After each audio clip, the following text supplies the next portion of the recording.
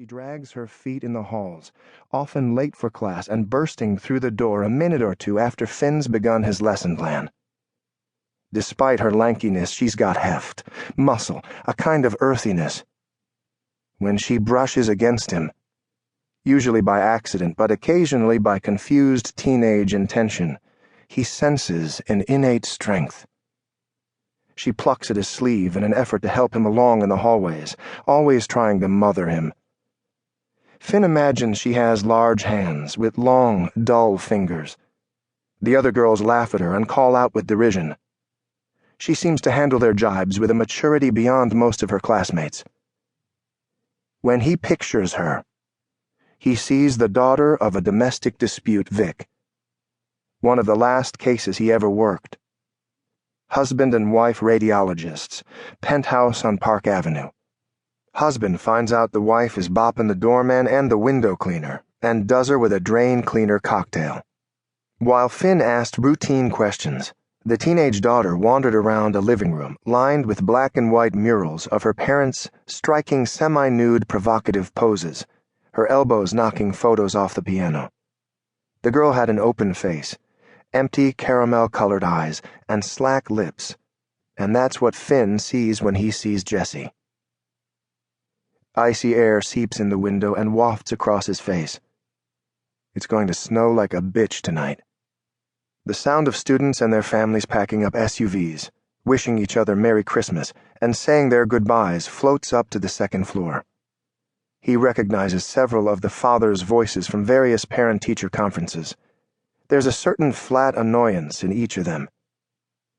They're working men, trying to give their daughters a leg up on the world by sending them to a private institution, putting in 20 or 30 hours overtime and weekends to afford the tuition, now forced to take a day off to pick up their kids and take them home again for Christmas vacation.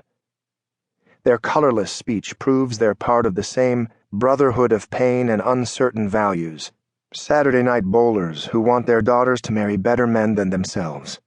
They shout and honk to one another as they pull away. Jessie finally manages to clamp down the lock. She hisses at the sight of her own wound. He hears her fidgeting, turning left and right, unsure of what to do next, how to stop the bleeding. A small maiden sound works up her throat. Finn reaches out to touch the blackboard and steady himself. The rage strikes quickly with the scent, as it always does, threatening to overpower him. He makes a fist with his left hand and tightens it against the head of his cane. He's cracked a lot of them this way. His hands still retain power.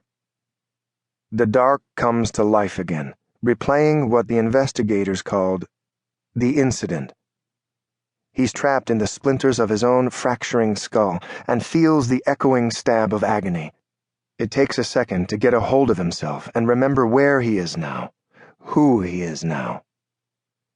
I am stone in the night, Finn thinks. I will not break. Have Nurse Martell look at that, Jessie. He tells her, his smile natural and easy, hiding nothing and hiding everything. He reaches into his back pocket and pulls out his handkerchief. Use this. She's still in her office, isn't she? He knows she is. He hasn't heard her car drive off yet. Roz's car is a flatulent 58 Comet on its third turn of the odometer. There have been grease fires in the engine block, and it blows enough smoke that he can feel the oily residue on the breeze settling against his skin like a mist. When she stomps the pedal, it backfires like a 12-gauge, often making the younger girls giggle. Back in the city, it made the gangbangers dive to the curb. Jessie says, I think so. She plucks his handkerchief from him with a short, fierce action. How did you know I hurt myself? She asks with a quiver of a grin in her voice. Like most people, she's moderately impressed by this sort of carnival trick. It's one of the reasons she has a crush on him. It's the kind of thing that raises him to just above pitiful and makes him almost cute. Sometimes the girls want to hug him, the way people like to coo at babies or pick up midgets. He swings the cane up to tap at the stack of novels resting on the corner of his desk. Don't forget to take the Kerouac, Robbins, and Vonnegut. Thanks for lending them to me, Mr. Finn.